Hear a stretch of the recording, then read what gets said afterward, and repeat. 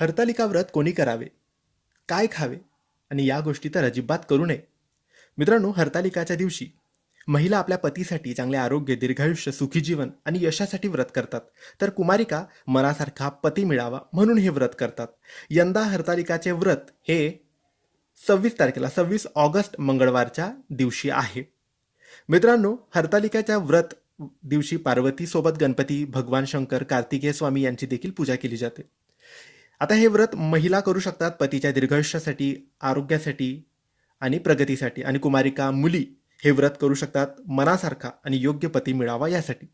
या दिवशी आपण काय खावे, तर या दिवशी आपण फळं खाऊ शकतात, फलहार करू शकतात. दूध, ताक, लिंबू पाणी, फळं, केळी, सफरचंद, डाळिंब, सुकामेवा, बदाम, अक्रोड, खजूर, मनुके, काजू, राजगिऱ्याची भाकरी, राजगिऱ्याचे लाडू, शेंगदाण्याचे लाडू, उपवासाची खीर किंवा शिंगाडा पिठाचा शिरा हे आपण खाऊ शकतो.